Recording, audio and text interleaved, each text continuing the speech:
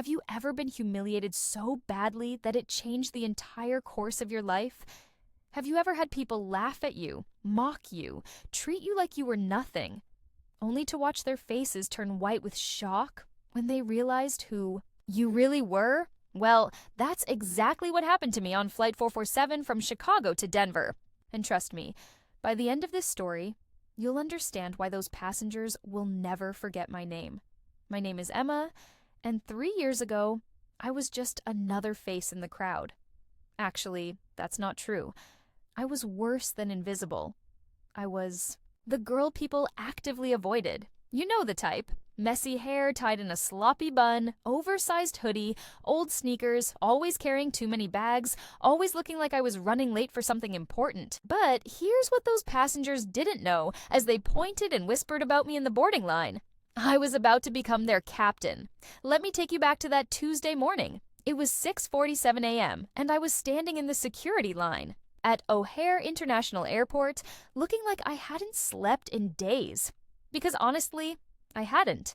I'd been up all night studying flight manuals, running through emergency procedures, and practicing radio communications.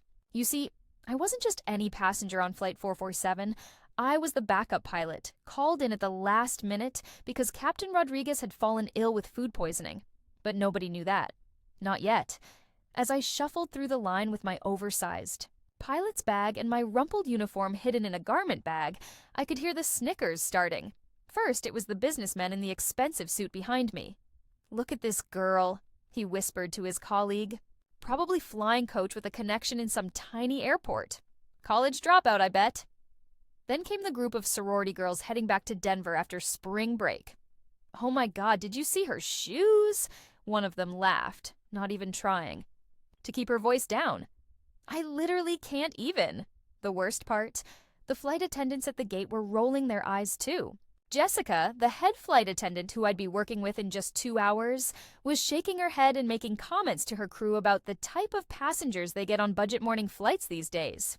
Here's what burned the most. I had worked my entire life to get to this moment. While these people were partying and shopping with Daddy's credit card, I was working 3 jobs to pay for flight school. While they were sleeping in on weekends, I was studying aviation theory until my eyes burned. While they were taking luxury vacations, I was logging flight hours in tiny, beat-up training planes, learning every single thing I could about flying. But all they saw was a tired, messy girl who didn't belong in their perfect world. As I finally made it through security, things only got worse. My phone rang just as I was putting my shoes back on, and when I answered, the gate agent nearby smirked. "Ma'am, please keep your voice down," she said in that condescending tone. "That makes your blood boil." I wasn't even speaking loudly. It was Captain Martinez on the phone, briefing me about the aircraft status and weather conditions for our flight. But to everyone around me, I probably looked like some girl arguing with her boyfriend or complaining about her life. The boarding announcement came at 7:30 a.m. sharp. "We will now begin boarding Flight 447 with service to Denver. First-class passengers and our premium members, please approach the gate." I watched as the businessman who had mocked me earlier strutted past with his platinum status, shooting me a look like I was dirt on his shoe. The sorority girls followed, their designer luggage rolling smoothly behind them as they giggled about their weekend plans in Aspen. Then came the moment that almost broke me. As I approached the gate with my boarding pass, the gate agent looked me up and down with pure disgust. "Excuse me, miss," she said, loud enough for everyone to hear. "This is for first-class passengers only. Coach boarding hasn't started yet." She actually held up her hand like she was stopping traffic. I stood there for a moment, feeling every single pair of eyes on me. The businessman was openly smirking now. One of the sorority girls actually took out her phone and started recording, probably planning to post it on TikTok with some caption about airport people or when you can't afford to fly. The humiliation was so thick I could taste it. "Actually," I said quietly, showing her my boarding pass again, "I'm in first class." The gate agent squinted at my pass like it was written in ancient hieroglyphics, then looked at me again like I must have stolen it or something. She scanned it 3 times before reluctantly waving me through, but not before muttering something about how some people dress for flights these days. Walking down that jet bridge felt like the longest walk of my life. Behind me, I could hear the whispers getting louder. How did she afford first class? Probably using her parents' money. I bet she's never even been on a plane before. Each comment was like a knife twisting deeper into my chest. When I got to my seat, 2A window side, the flight attendant, Jessica, looked at me with barely concealed annoyance. "Miss, are you sure you're in the right seat?" she asked, checking her manifest. When I confirmed it was correct, she just sighed and walked away, probably assuming I was some lottery winner or trust fund kid who didn't deserve to be there. The businessman sat down across the aisle from me in 2C, and I swear he spent the next 10 minutes on his phone telling someone about the weird girl in first class who looks like she crawled out of a homeless shelter. He wasn't even trying to be discreet. Every few minutes, he'd glance over at me and shake his head like my mere presence was ruining his flight experience. But the absolute worst moment came when one of the sorority girls, Ashley, decided to make me her entertainment for the morning. She had somehow managed to upgrade to first class and was sitting 2 rows behind me. "Excuse me?" she called out sweetly, loud enough for half the cabin to hear. "Are you flying to Denver for a job interview or something? Because, no judgment, but you might want to, clean up a little before you get there." The entire first-class cabin went silent. I could feel my face burning with embarrassment. Some passengers were trying not to laugh, others were just staring, and a few were actually recording with their phones. In that moment, I wanted nothing more than to disappear, to sink into my seat and become invisible. I had never felt so small, so worthless, so completely out of place in my entire life. "I'm sorry," Ashley continued, clearly enjoying the attention. "But someone should tell her. I mean, we're all thinking it, right?" A few people actually nodded. The businessman certainly did. Even some of the other passengers were exchanging. Looks like they agreed with her. I just sat there, staring out the window, trying not to cry. This was supposed to be one of the biggest days of my career, my first time serving as pilot in command on a commercial flight.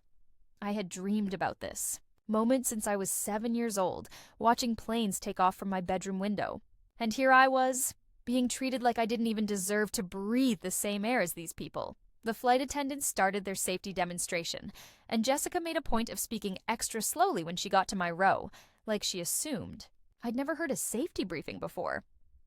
"The seatbelt fastens like this," she said, demonstrating right in front of me with exaggerated gestures.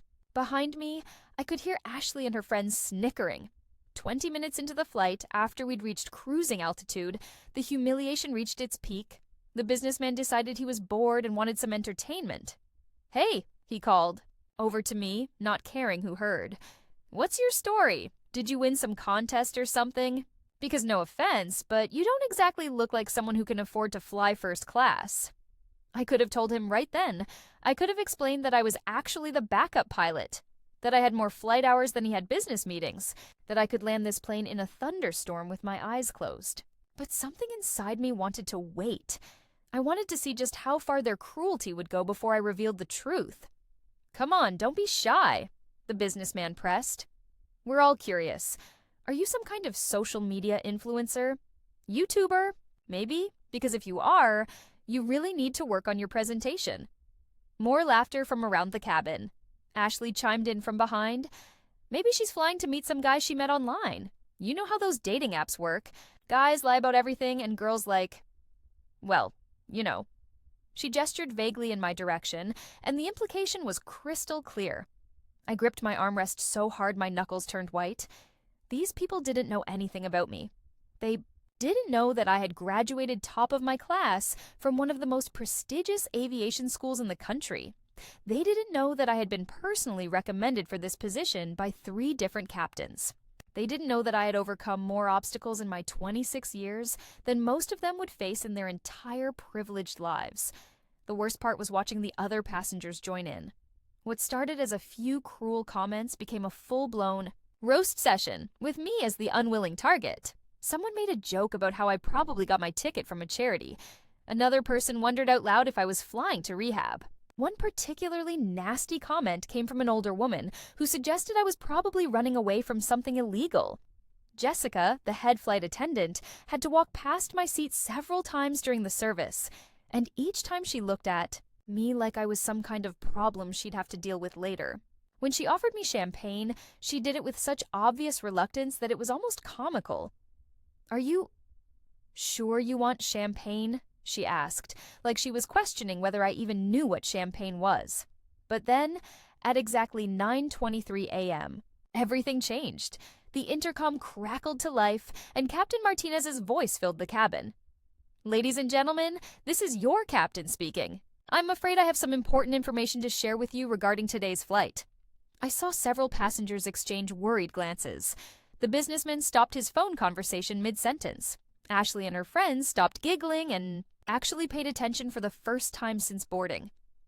"Due to a medical situation," Captain Martinez continued, "I'm going to need to step back from my duties for the remainder of this flight. However, I want to assure you that you're in excellent hands.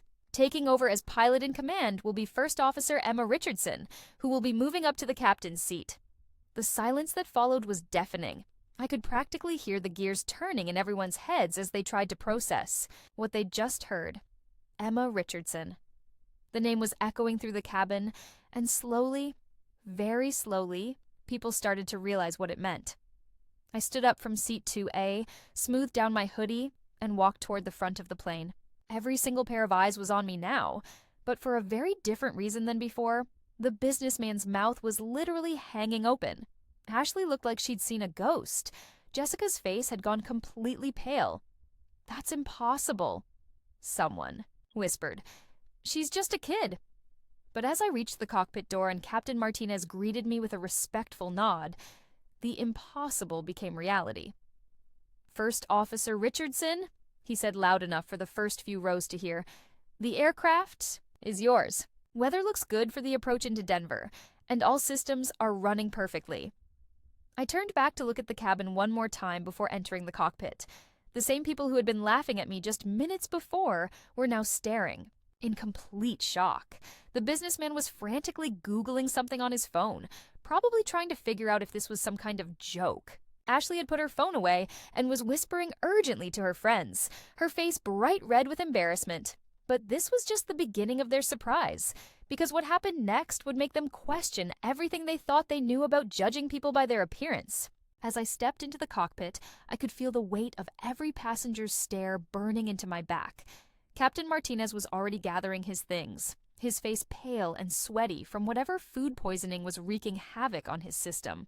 "Emma," he said quietly, "I'm sorry to throw you into this situation, but I trust you completely. You've got more natural flying instinct than pilots with twice your experience." I nodded, trying to push down the mixture of anger and determination churning in my stomach. "Don't worry, Captain. I've got this." But as I settled into the left seat and began running through my pre-flight checks, I couldn't help but think about the faces I'd just seen in the cabin. The shock, the disbelief, the embarrassment. They were about to learn a lesson they'd never forget. The intercom was still open, and I knew this was my moment. I cleared my throat and spoke into the microphone, my voice steady and professional despite the storm of emotions inside me. "Good morning, passengers. This is your new captain, Emma Richardson, speaking from the flight deck." I paused for just a moment, letting that sink in. In the cabin behind me, I could practically feel the collective intake of breath. "I want to personally assure you that your safety and comfort are my top priorities today. I've been flying for 8 years, with over 4,000 flight hours under my belt, including experience on this exact aircraft type in weather conditions far more challenging than what we're facing today." Another pause. I was laying it on thick, and I knew it. But after what these people had put me through, they deserved to squirm a little. For those of you who might be concerned about my qualifications, I graduated summa cum laude from Embry-Riddle Aeronautical University, completed my training with honors at United Airlines Flight Academy, and have been serving as first officer on commercial flights for the past 3 years. I'm also certified in emergency procedures, including water, landings, severe weather navigation, and medical emergency protocols. The silence from the cabin was deafening. I could picture their faces, the businessman who had called me a college dropout, Ashley who had mocked my appearance, the gate agent who had questioned my boarding pass, Jessica who had rolled her eyes. at me like I was some kind of nuisance. Captain Martinez was gathering the last of his things, but before he left, he leaned over and whispered, "Give them hell, kid. They deserve whatever's coming." Then, louder, for the benefit of the open intercom, "Passengers, you couldn't be in better hands. First Officer Richardson is one of the finest pilots I've ever had the pleasure of working with." As he left the cockpit, I heard Jessica's voice over the cabin intercom, and I could tell she was trying to keep the panic out of her tone. "Ladies and gentlemen, if you could please return to your seats and fasten your seatbelts, we're experiencing some minor adjustments to our flight crew." I almost laughed. Minor adjustments. Right. But then I heard something that made my blood run cold. From somewhere in the first-class cabin, Ashley's voice carried clearly, "This is insane. There's no way they can let some random girl fly this plane. She looks like she's barely old enough to drive, let alone pilot a commercial aircraft with 150 people on board." That's when I made a decision that would change everything. I opened the intercom again, but this time my voice carried a different tone. Not just professional, but confident. Commanding. The voice of someone who had every right to be exactly where she was. "This is Captain Richardson again." I couldn't help but overhear some concerns from the cabin about my qualifications. So let me paint you a clearer picture of exactly who's flying your plane today. I could hear shuffling from the cabin, the sound of people leaning forward to listen more carefully. 8 years ago, I was 17 years old, working the night shift at a diner to save money for flight school. While most kids my age were worried about prom dates and college parties, I was studying aerodynamics textbooks between serving tables and washing dishes. My parents thought I was crazy. My guidance counselor told me that girls like me didn't become pilots. My bank account said I'd never afford the training. The cabin was so quiet I could hear the hum of the engines. But here's what they didn't understand, and what you're about to learn. I don't give up. Ever. When I was rejected from my first choice flight school because my family couldn't afford the tuition, I worked 2 more jobs and applied again. When my instructor told me I was too emotional to handle emergency situations, I practiced until I could land a plane in a simulator storm without my heart rate going above normal. When other pilots told me I was too young, too inexperienced, too female for this job, I outperformed them in every single metric that mattered. I paused to let that sink in, then continued. 3 months ago, I successfully landed a damaged aircraft with 200 passengers on board when both engines failed over the Rocky Mountains. The NTSB called it one of the most skillful emergency landings they'd ever investigated. Last year, I was commended for my handling of severe turbulence that could have resulted in serious injuries. And 6 months ago, I talked a passenger through a medical emergency that saved his life, all while maintaining perfect flight control in challenging weather conditions. The silence from the cabin was so complete it was almost eerie. But I wasn't done yet. Now, I know some of you have had some opinions about my appearance this morning. You've made assumptions about who I am, what I'm capable of, and whether I belong on this aircraft. You've laughed, you've pointed, you've recorded videos, and you've treated me like I was somehow less than human. I could picture their faces. Now, red with embarrassment, probably looking anywhere but at each other. Here's what I want you to understand as we begin our descent into Denver. The person you mocked in the boarding line is the same person who's going to land this plane safely. The girl you thought didn't belong in first class is the one ensuring you get home to your families today. The woman you judged by her appearance is the one with your lives literally in her hands. Another pause. I was really driving the point home now. In about 90 minutes, we're going to touch down in Denver, and it's going to be one of the smoothest landings you've ever experienced. And when you walk off this plane, I want you to remember something. You never know who you're talking to. You never know what someone has overcome to get where they are. And you never know when the person you're treating like garbage might be the one person standing between you and disaster. I switched off the intercom and sat back in my seat, my hands steady on the controls as we continued our flight toward Denver. Through the cockpit door, I could hear the cabin stirring, people whispering to each other, but the mocking tone was completely gone. Instead, there was something that sounded almost like respect? Jessica's voice came over the intercom a few minutes later, and her tone was completely different than before. "Ladies and gentlemen, this is Jessica, your lead flight attendant. I want to personally apologize on behalf of the entire crew for any misunderstandings that may have occurred during boarding. Captain Richardson has our complete confidence and respect, and we're honored to be serving under her command. Today, I smiled for the first time all morning.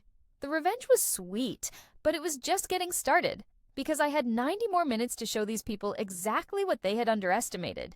And by the time we touched down in Denver, they were going to understand that sometimes the most powerful person on the plane is the one you never saw coming. About 30 minutes into my command, Mother Nature decided to test everyone's nerves. The weather radar started showing a massive storm system moving in from the west, directly in our path to Denver. Dark clouds were building on the horizon, and I could see lightning flickering in the distance. This was exactly the kind of situation that separated experienced pilots from pretenders. The intercom crackled as Denver Control contacted us. United 447. Be advised we're showing severe weather developing along your route. Multiple aircraft are requesting alternate routing. What are your intentions? I keyed the microphone calmly. Denver Control, United 447. We're showing the weather on radar. Request direct routing through the system if possible. We can handle moderate to severe turbulence. United 447, are you sure about that? We have reports of severe wind shear and hail in that area. Affirmative, Control. We're confident in our ability to navigate the weather safely. As I hung up the radio, I could hear nervous murmuring from the cabin. Through the cockpit door, Jessica's voice was trying to keep passengers calm, but I could tell people were getting anxious. This was perfect. They were about to see exactly what I was capable of. The first bump hit about 10 minutes. Later, not severe, just enough to rattle the cabin and make a few people gasp. I made an announcement immediately. This is Captain Richardson. We're entering some weather, but everything is completely under control. Please ensure your seatbelts are fastened and remain seated for the next 20 minutes or so. But as we went deeper into the storm, the turbulence got worse. Much worse. The plane was rocking side to side, dropping suddenly, then climbing just as quickly. I could hear scared voices from the cabin, someone crying, and the unmistakable sound of the businessman's confident voice now shaky and nervous. "Oh my God!" I heard Ashley scream after a particularly severe drop. "We're going to die. This girl has no idea what she's doing." That's when I made another announcement. My voice, perfectly calm despite the chaos around us. "Ladies and gentlemen, this is your captain. I know the ride is getting a bit bumpy, but I want you to know that this aircraft is designed to handle weather far worse than what we're currently experiencing. I'm making small adjustments to our altitude and speed to find the smoothest air possible."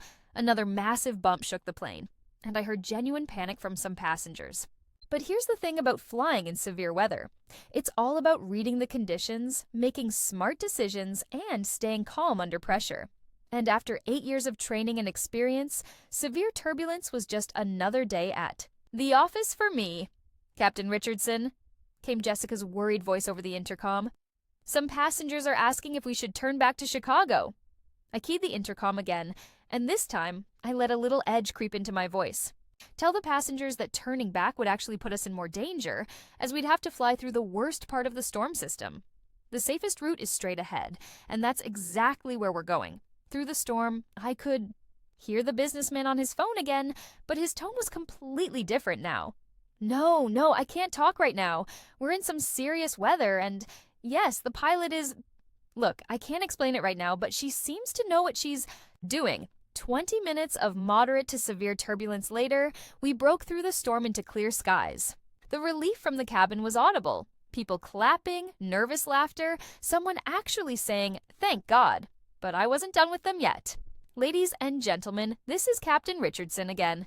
As you can see, we've successfully navigated through the weather system, and we're now enjoying smooth air for the remainder of our flight to Denver. Our estimated arrival time remains unchanged. I paused for effect. I want to take this opportunity to address something. About an hour ago, when we encountered that weather, I heard some comments from the cabin suggesting that I didn't know what I was doing. I heard concerns about my age, my experience, and my ability to handle this aircraft safely. The cabin was dead silent again. What you just experienced was a textbook navigation through a severe weather system. Every decision I made, from accepting The direct routing through the storm to the altitude changes that minimized our turbulence was based on years of training and experience that many pilots twice my age don't possess. I could practically feel them squirming in their seats. The same person you laughed at in the boarding line just flew you safely through conditions that have forced other aircraft to divert to alternate airports. The girl you thought didn't belong on this plane just demonstrated the kind of skill and judgment that most passengers will never witness in their entire flying careers. But then, just as I was savoring the moment, something happened that would turn this revenge story into something even more dramatic. The radio crackled with an emergency transmission from Denver Control. All aircraft, this is Denver. Control, be advised we have a runway closure due to emergency vehicles on 34 right. United 447, we're going to need you to hold in a pattern while we clear the situation. I looked at my fuel gauges. We had enough for maybe 30 more minutes of flight time, but holding patterns could eat through fuel quickly. And with the weather system behind us, going back wasn't an option. Denver Control, United 447. How long do you estimate for the runway closure? 447, we're looking at minimum 30 minutes, possibly longer. That's when I realized we had a real problem. Not enough fuel to hold for 30 minutes, not enough weather clearance to go back, and no other suitable airports within range. This was the kind of situation that could turn into a real emergency real fast. I made a decision that would shock everyone on board, including myself. Denver Control, United 447, requesting priority handling. I'm declaring minimum fuel and need immediate approach clearance to any available runway. 447, understand minimum fuel. Stand by. The radio went quiet for what felt like forever, and I could hear my heart pounding in my ears. This was it. This was the moment where all my training, all my experience, all those years of proving myself were going to be put to the ultimate test, and the passengers who had spent the morning mocking me were about to witness something that would haunt them for the rest of their lives. United 447, Denver Control. We're clearing runway 26, left for your immediate approach. Emergency vehicles are standing by as a precaution due to your fuel situation. Emergency vehicles, standing by. Those words sent a chill through the cockpit, and I knew they were being heard in the cabin too. I could hear Jessica making an announcement about preparing for landing, but her voice was tight with worry. I keyed the intercom one more time. Ladies and gentlemen, this is Captain Richardson. Due to our fuel situation and runway availability, we're going to be making what we call a priority approach into Denver. This means emergency vehicles will be positioned near the runway as a standard safety precaution. I paused, then added words that would echo in their minds forever. I need everyone to listen carefully to the flight attendant's instructions. And I need you to trust me completely, because in the next 15 minutes, the girl you laughed at this morning is going to save your lives. As I began our descent toward Denver, with storm clouds behind us, fuel running low, and emergency vehicles waiting on the ground, I realized this wasn't just about revenge anymore. This was about proving that sometimes the most unlikely hero is exactly the person you need when everything goes wrong.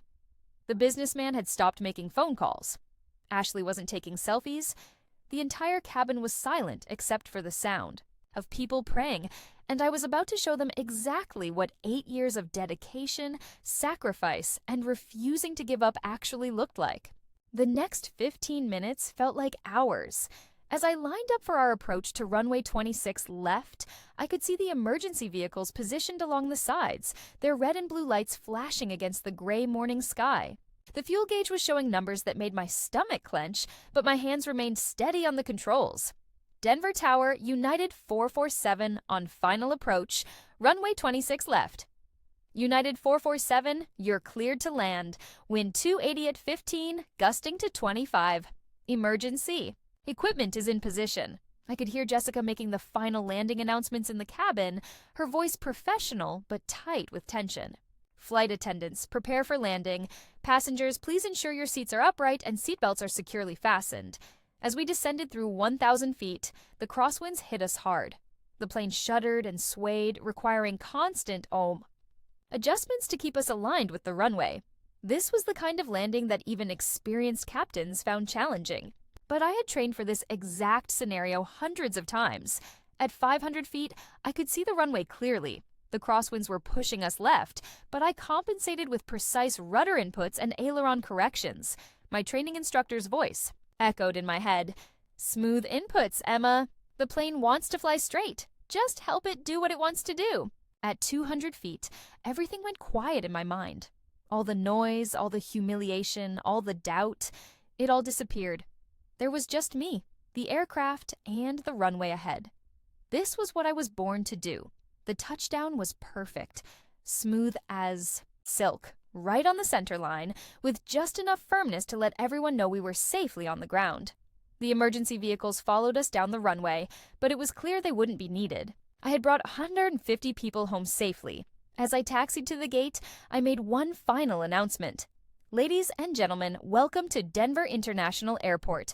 Local time is 10:47 a.m. and the temperature is a pleasant 72 degrees. On behalf of United Airlines and your entire flight crew, thank you for flying with us today." I paused, then added with just a hint of satisfaction in my voice, "And thank you for reminding me why I love proving people wrong." When I finally emerged from the cockpit and walked through the cabin, something magical happened. The businessman who had mocked me earlier stood up and started clapping. Slowly, one by one, other passengers joined in until the entire first-class cabin was giving me a standing ovation. Ashley, the sorority girl who had been so cruel earlier, had tears in her eyes. As I passed her row, she grabbed my arm gently. I need to apologize," she whispered. "I was horrible to you and you saved us all. I'm so sorry." The businessman approached me as I gathered my things. "Ma'am, Captain Richardson, I owe you an apology. And probably my life. I've never seen flying like that in 20 years of business travel." His voice was shaky, genuine. "I was completely wrong about you. Even Jessica pulled me aside before I left the aircraft. Emma, I've been doing this job for 15 years, and I've never been more wrong about someone in my entire career. You're not just an incredible pilot, you're an incredible person for handling our behavior with such grace." As I walked through the jet bridge toward the terminal, my phone was buzzing with messages. Captain Martinez had already heard about the emergency landing and sent a text. "Heard you made me look bad out there. Incredible job, kid. You've got a bright future ahead of you." But the message that meant the most came from my old flight instructor, the one who had told me I was too emotional for this job. "Emma, saw the news about your emergency landing. I was wrong about you, and I'm proud to say I taught you. You've become everything I hoped you could be, and more." 3 months later, I was promoted to senior first officer. 6 months after that, I became the youngest female captain in my airline's history. But none of those achievements felt as satisfying as that moment when I proved to a cabin full of judgmental strangers that you should never, ever underestimate someone based on how they look, because sometimes the person you're laughing at is the same person who's going to save your life. Sometimes the girl in the messy hoodie and old sneakers is the one with the skills, the training, and the heart to bring you home safely when everything goes wrong. And sometimes the best revenge isn't getting back at people who hurt you. Sometimes the best revenge is simply being so undeniably excellent at what you do that they have no choice but to respect you. Today, whenever I fly, I make it a point to dress professionally in my uniform before boarding. Not because I have to prove anything to anyone anymore, but because I learned something important that day. You never know who's watching, who's judging, or who might need to see that dreams really do come true when you refuse to give up. Passengers on Flight 447 taught me that people can change their minds when faced with the truth. And I taught them that heroes don't always look like what you expect. Sometimes heroes look like tired young women in oversized hoodies who just happen to have wings. That's my story. That's how I went from being the girl everyone laughed at to being the captain everyone thanked. And every time I sit in that left seat, every time I hear Captain Richardson over the intercom, I remember that Tuesday morning when I proved that your appearance doesn't define your abilities. Sometimes you have to fly through the storm to show people what you're really made of. And sometimes the best revenge is simply being incredible at exactly the moment when everyone expects you to fail.